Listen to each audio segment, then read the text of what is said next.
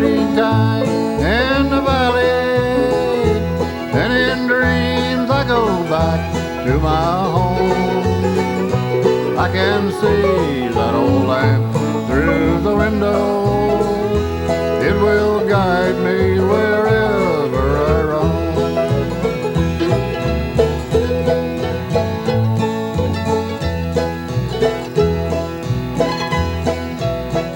Hello, welcome to our first podcast for the Manor Mill called Living the Creative Life. Since we started out discussing this project about a year ago, we knew that the mill was a special place, kind of a collective of creatives, each giving their part. And we started to notice that each member who came into the community had dedicated a part of their life to their own forms of expression and their creativity. So it'd be wonderful to speak with people over the years that come through here about how they incorporate their own creativity into their life, how it balances them through the days, and how it's kind of always with you, and how people who want to come out and express themselves or be a part of this community can always feel free, and comfortable being here. It's a hub of local creators. So our first guest is Susie West of the Monkton Road Band, and I've been following this band for a couple years now, and I think they're truly exceptional. They have such a charisma, such a feeling of friendship on stage. And also, if anybody has ever seen them, they know that the blending of voices and styles is what really makes this a unique band. A lot of times bands come together and I watch, and they're groups of friends or they're put together by one kind of lead member, and they have kind of a straightforward vibe. But the Monkton Road Band kind of covers it all. From kind of the deep Appalachian bluegrass background all the way over to really beautiful ballads, kind of coming from the Carly Simon background and all of that type of air. So we're going to talk today about living the creative life and about how music has been a part of Susie's life. Welcome, yes. Susie. Thank you. I'm so excited to be here. I'm so excited to be your inaugural send-off here. Yes. Well, I knew you would be fun and have lots to talk about. Yeah. So we're going to jump right into it and kind of start with Susie. You're from this area. Yes. Your journey into music. You come from a music family. Your brother Jody, who I know is lead guitarist in the band. Yes. He has quite an extensive background. He was a studio musician as well as He wasn't necessarily. He's done studio work, but he has a very long history. I grew up about a mile from here, up the road, and I watched this mill for years, and I've watched what Angelo's done with the Manor Mill, and it's just remarkable. It's stunning to have this place and this community for artists to come and, just let everybody see what they're working on and experience things with them. So yes, I grew up about a mile from here, 5 of us. I had 4 older brothers. And pretty much, it's interesting, my parents were not musical. My mother was an amazing artist, but my parents were not musical. And I think it was the era, the 60s, the 70s. So my 2 oldest brothers, Jody and Chris, they started playing music at an early age. And from the minute Jody picked up a guitar, I think at 7, that was it. Right. It was, he's done other things and he's had, other jobs, but music was his life and the guitar was his life. So I was really fortunate to be around that as a little kid. I was younger, but I got to be with the bands and they'd play in the garage and I'd go out and listen to them play and I got to experience what it was like to have sort of this music community. Right. Yeah. And I think we, spoke once earlier about how that community that was developed as a family kind of evolved. You knew even in your teen years, you wanted to be involved in a community of friends who played. Yes. I think this journey that starts, I think what I'd like to talk about is the songwriting element. I mean, you started out probably as an instrumentalist. You Yes. studied guitar, So piano. really the way it started out was I jumped in with Jody, and he was doing and sort of he's written stuff, but mostly cover music, country music, blues, rock. Excuse me. So I jumped in with him and playing with him and joining his band. I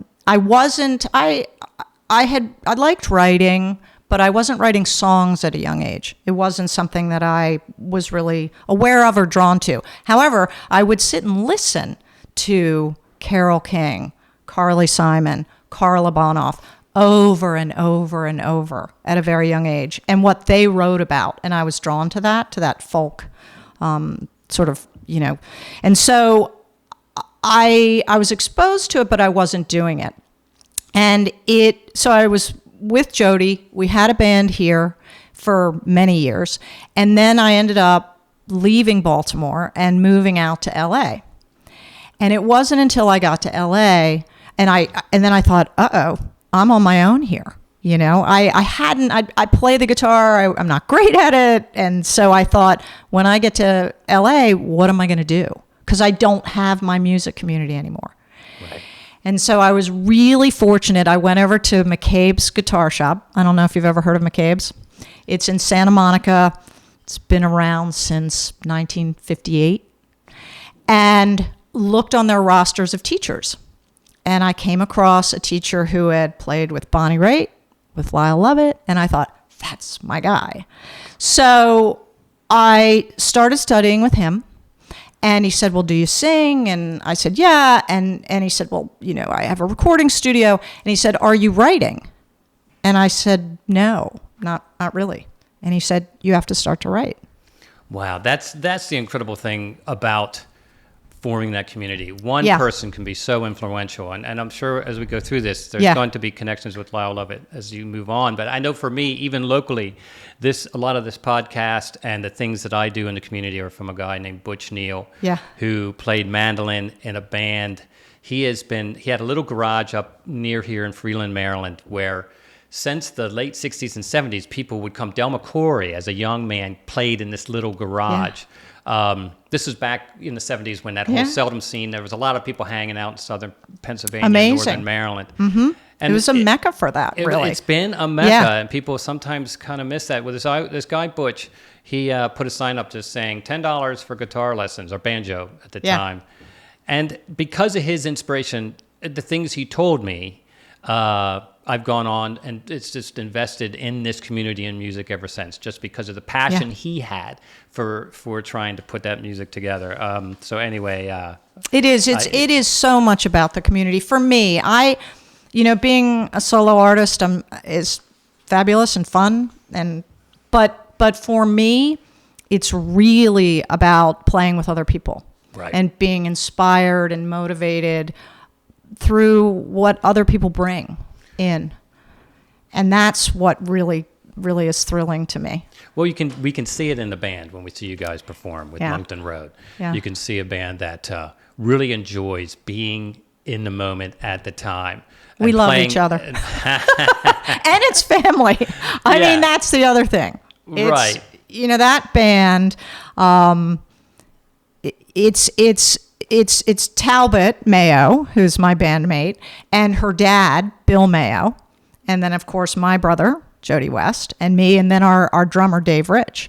So the family element is so huge, and we're also incredibly like-minded. Jody had been playing with Bill for many years prior. Mm-hmm. I had not met Talbot.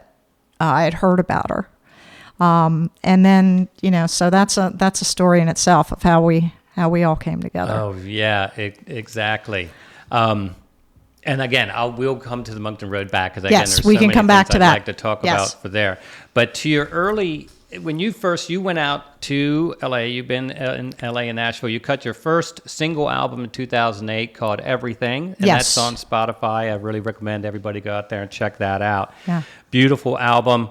You had a release called Never Be Mine in 2014, and then 2017 an EP, Here We Are. And I have a specific question about one of the songs in there I'd like to know, but I'll get back to that too.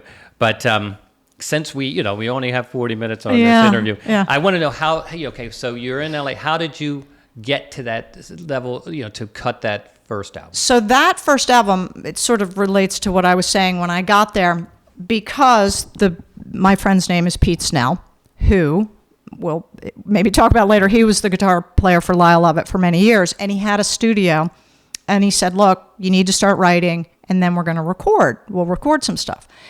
And that album is what came out of those first years of me writing on my own and working with Pete. And that's the album. That album, Everything, is what I put together with him.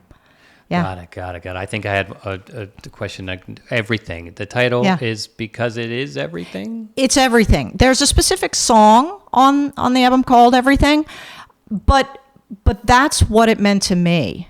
I was getting to see everything come together that I felt passionate about. My writing, playing music with somebody who's amazing and generous, and it was everything to me to be able to go into a studio and put down this work that I had put together and have it.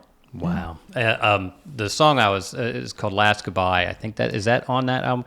That's on that when I went to Nashville for the first time, that song is on there. That song is about my mom after she died. Yes. It really spoke to me. I lost my brother only a few months ago. I'm sorry. And so that's a powerful and beautiful song. Thank you. I just want you to know that. Thank you. I thought about, it's funny that you thought about maybe doing that today, and the interesting thing about that song, for those that are in the community, that song was written, where it takes place is at St. James, James Church. Yeah. Wow. Okay. Because that's the church we grew up in.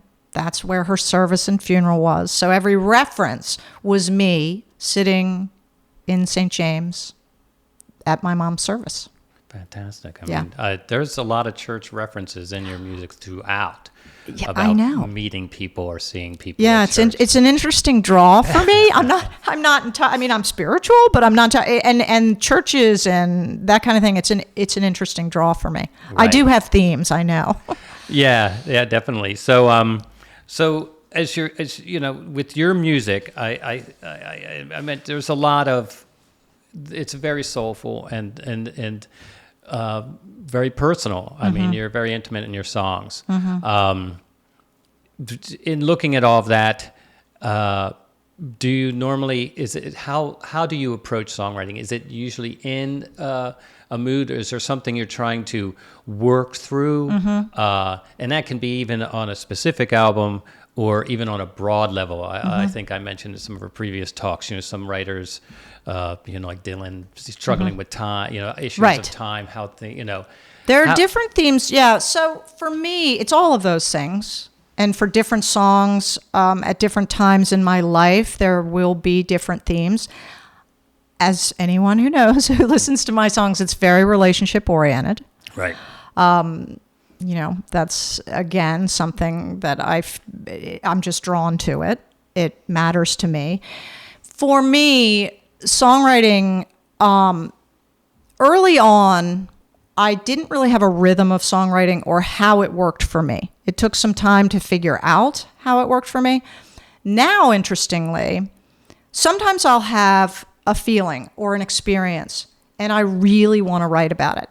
And I may sit down and try and do that, and the universe says, nope, we're not going to do that. And many times I'll sit down to intentionally write about something, and I will take a complete left turn and end up writing about something else.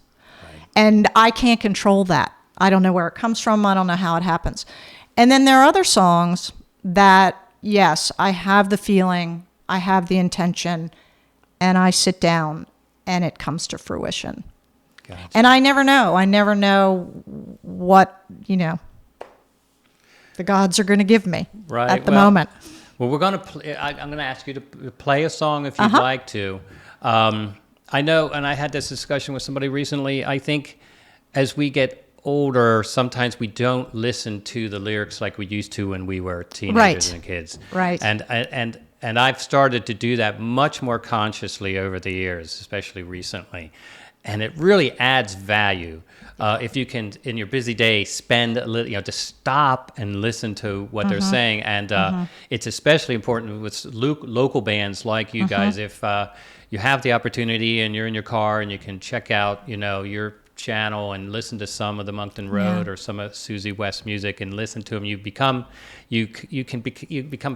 friends through that in a way. So and my hope is that when I write, some of my songs are more specific than others, but my hope is that when I write, anybody can interpret it for their own experience. Right.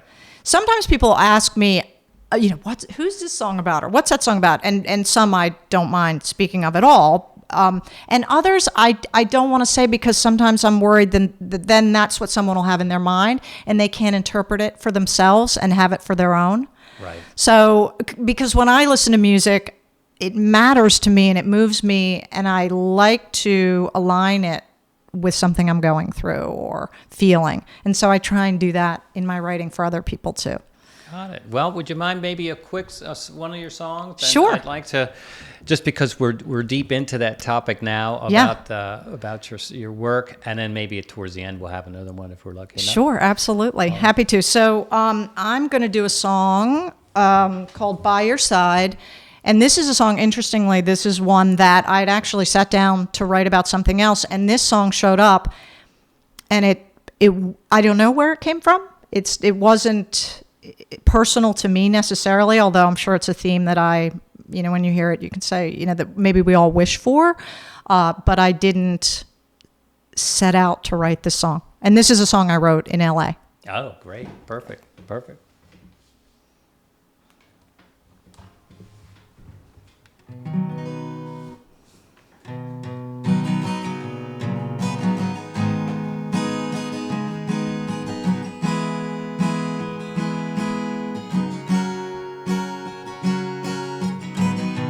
She's just a girl holding on to her wildest dreams. He's just a boy caught inside this one-horse cowboy scene. So they're running, they're leaving all this behind. Nobody, nowhere can stop them this time. He turns to her while they're sitting on that outbound bus, and he says, "Don't worry, darling, I'll take good care of us. No, don't worry, I'm with you, and I'll stay by your side. Put your head down, close your eyes now. Baby, don't you cry.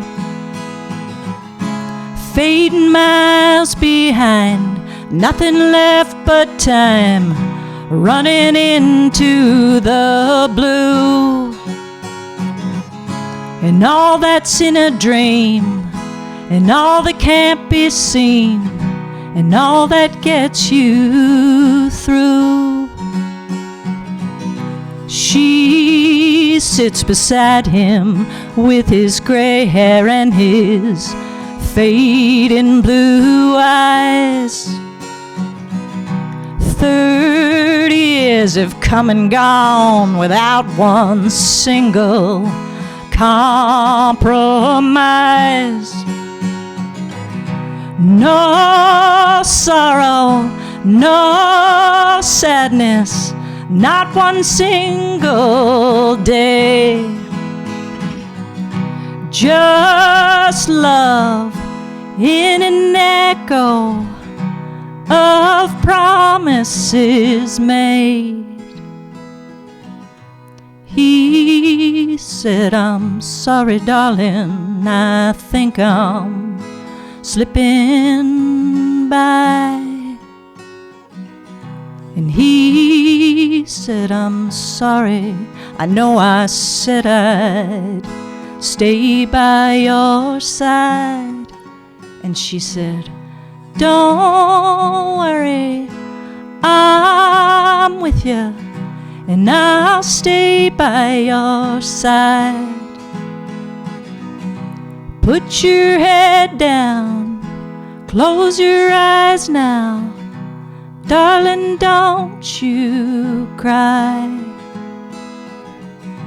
Put your head down, close your eyes now, baby, don't you cry. Fantastic. Fantastic. Thank you.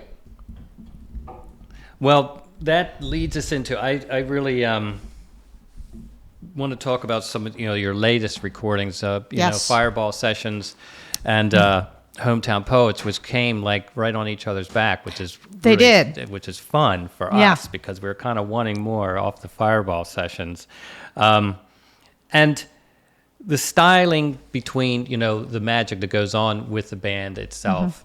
What I find fascinating and wonderful about the Monkton Road Band is that you and Talbot play off each other on different styles, but your harmonies Yeah.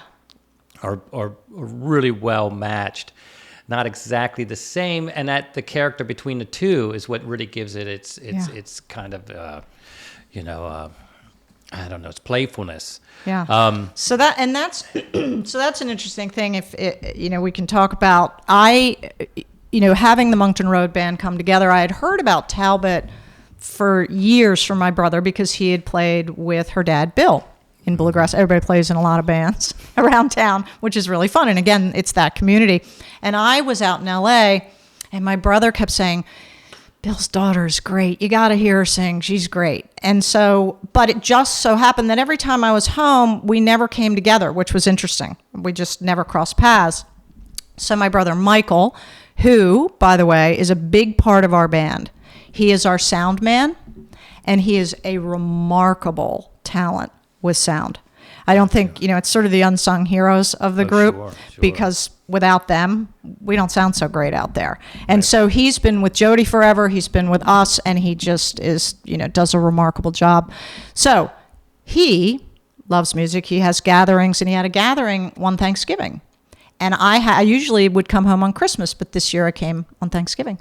And so everybody came together. Musicians came to have a hootenanny, and Talbot showed up. And we were in the side room, and I said, hey, and we met, and I said, well, do you want to do a song together? And she said, well, yeah, let's, because it was kind of a stage thing. We got up there and did some performing for everybody. And she goes, yeah, okay. And I said, well, what songs do you know? And I said, well, do you know Wait a Minute by Herb Peterson? And she said, yeah. So we kind of went through it a little bit, and we went up, and we did it, and I remember thinking, oh, this is something really special. And I looked out into the audience, and I watched everybody watching, and it was like, wow, you know, and we had never sung together. And so to me, it was a really special moment. And then she was busy, and I thought to myself, we're going to be in a band together. It was as clear as day. Some things that are really clear to you, that you have these knowings. And I said, we're going to be in a band together. So when I went to her and I said, I think, and she said, well, I'm really busy, and, you'll have her on sometime and she can talk about it. She said, I've got this job and I'm driving and I'm in these other bands. And I was like, that's okay. I'll wait. I'll wait, because this is going to happen. So a little bit of time went by, and then COVID was coming on, and I think we got together right before that. And I said, well, let's just talk about our songs together. What you're writing, what I'm writing. And that's how it started. And then we were just off to the races. And then we started writing together. We were practicing together. And then we really all looked at each other and said, this is a thing. This is really special. Yeah, those are exciting moments for sure. It happens a lot in the community, as we were speaking. It can sometimes be, somebody who just comes up on stage. It happens a lot in open mics. It's just it's that feeling of immediate connection creatively is really what. And then lucky for us, creatively, we all really jive together. And we're lucky about that. And there's the family element of harmonies. Like when I sing with my brother Jody, it sounds really good and connected because brother, sister. And when she sings with her dad, it's really amazing. Right. But the other thing is we all really like each other.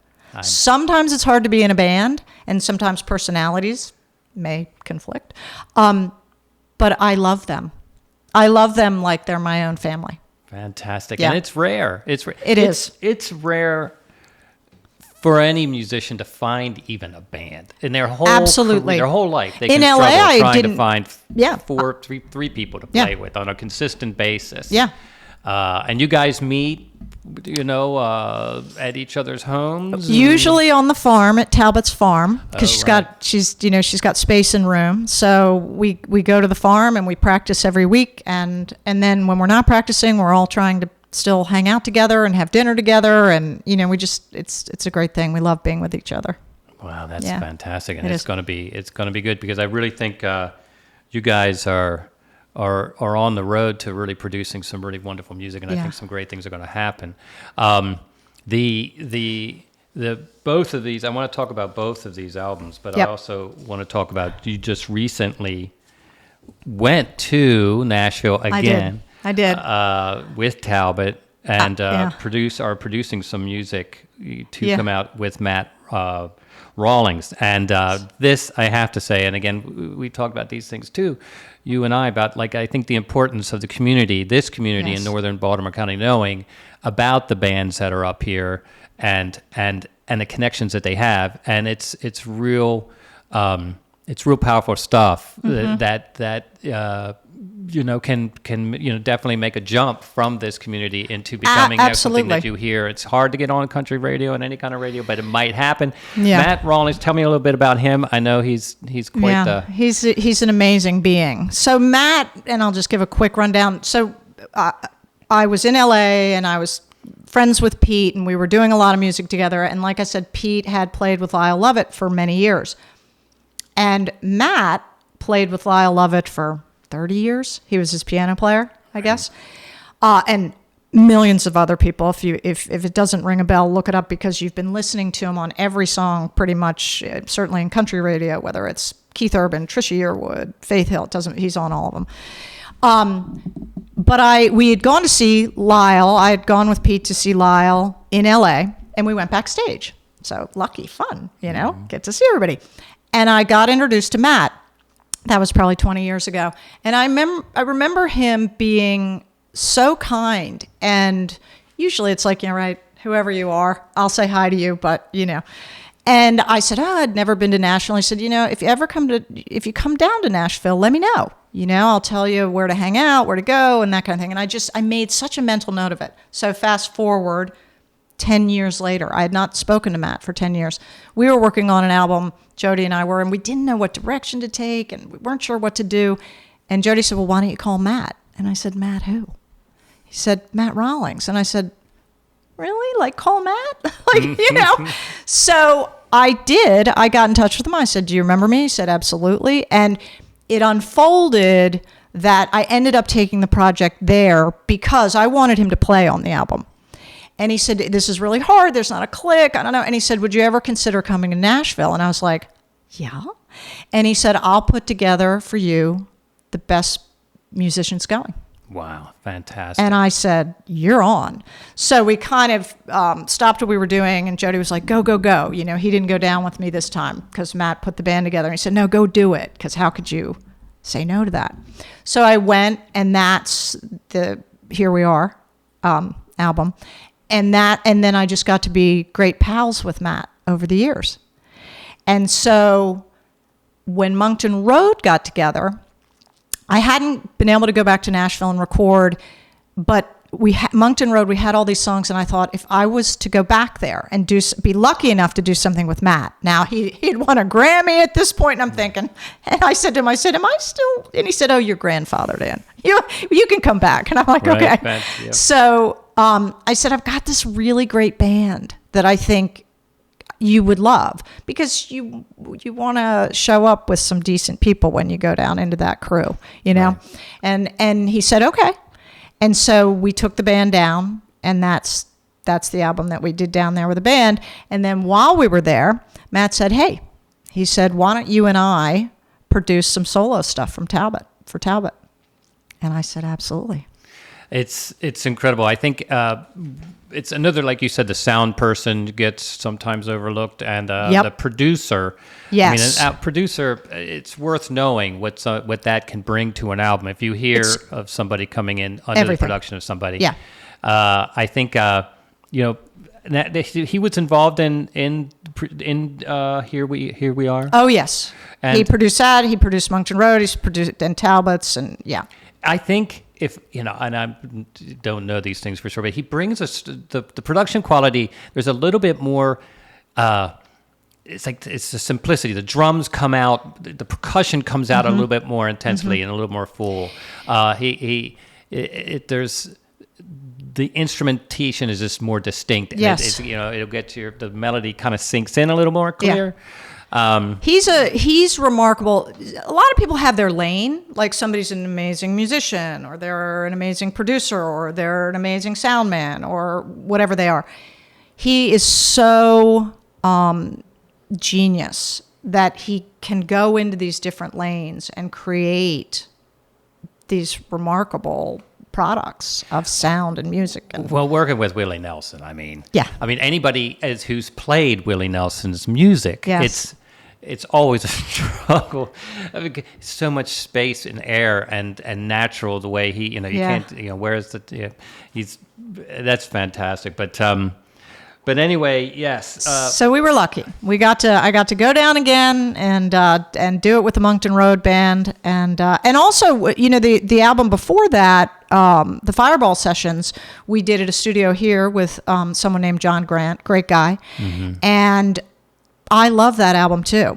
The reason why it was sort of back to back is I didn't know that we were going to get to be able to go. Matt's so busy and he's producing people and on the road with people. And it just turned out, timing-wise, that right after we had finished Fireball Sessions, we found a break in his schedule, and we were able to go down and do the next album. So they were kind of back-to-back. Yeah. Got it. I mean, can you give any hints as to when that new material might come out? So Talbot's new material... I mean, you're singing. You're still harmonizing in this, though. I'm not on this. I was strictly producer role, which was really interesting for me. I mean, now Matt's our main guy, but I stepped off just because Matt and I talked about it, and we wanted Talbot to have her own space for it to be just her without any confusion of, well, is this the Monkton Road Band, or is this the girl that sings with her on Monkton Road, or, sort of no crossover for her. So this could be truly a solo piece of work for her. And so that's what it's going to be. Right. And when it comes, I bet you, I'm thinking maybe 2 months from now, it might be.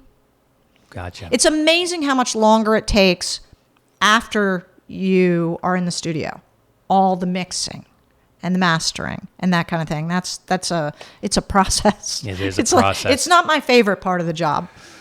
Right. And it is tough today. I mean, I give so much respect for going to Nashville, and it's quite a journey there. It is. It's intense. It is intense. Because I think I said to you, I'm reading a book which I truly recommend, called Her Country, which is a great book about the struggles of finding the right person at the right time and all the competition that goes on there for young people getting into it. But on that same token, it's worth every bit of time to do that in your life. You said that to me about your trip to LA, the connections you made, going to that music store, the Lyle Lovett connection, who then those musicians that just leads you. Right. As you walk through it. You make all these. You were able to make this happen because of that way back journeys and those those risks that you took. And all the people along the way that were really generous to me. Right. That is, to me, symbolizes, the creative life, because if you just put yourself out there, it's not always going to be pretty. No. I've had many times where I listen to myself back in an open mic and think, oh, you my know, God, I mean, it's hard. what happened?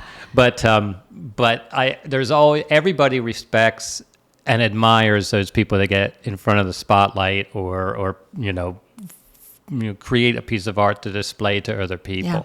So we're really excited. I'm sure I'm going to follow, and everybody's going to follow how you guys are moving through. Yes. Through this journey in your music throughout your life. It's getting towards the end of the interview. I want to get another song in. Okay.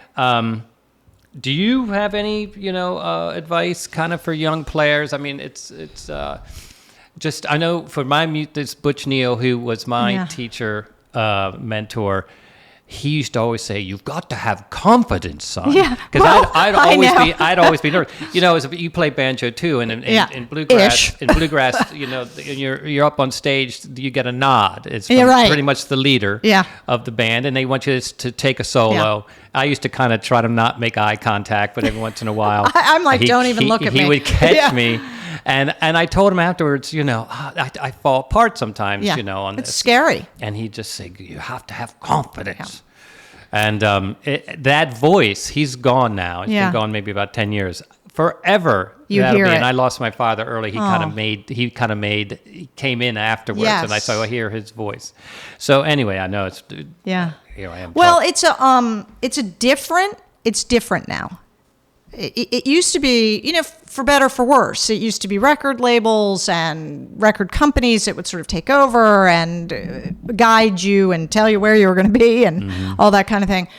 It's harder in some ways now because you don't have these big conglomerate, record labels sending you on your way and creating it for you and pushing radio stations and that kind of thing. But I think what I would tell anybody who wants to do this, do it because you love it. And I know that's so trite, sounds trite, but because whether or not you make it or you become a star, which I know we've got all these shows now and everything that all of a sudden you're a star. That's kind of a weird thing. Do it because it matters to you. Do it because you can't not do it. Right. You feel it, you love it, it's part of your art. Whether or not fame and fortune follow, that's kind of a 1 in a million thing. But sharing, impacting people, finding that community, filling your own soul up, that's why you do it. And then if anything comes after that, excellent. That's great. Oh. But the main thing is because you love it. Perfect. Well, how about we have another song of your choice, and then we'll come back and just wrap it up. Okay.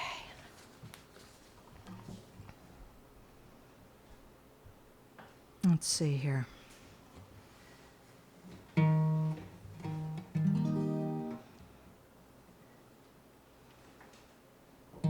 I walked into your party. Everyone was there. I caught your eyes in mine across the summer air. You were laughing, telling stories with your friends. Welcome back to pretend. It's been a long car ride, I tell everyone that's there. I think I'll go for a walk in the warm summer air. 'Cause I can't look across at you again. Welcome back to pretend. And I'll try to be the girl who doesn't need anything from you. And I can hang around your idyllic town, play this part on you. She wraps her hand around yours, holds on tight. She smiles as you brush the hair from across her eyes.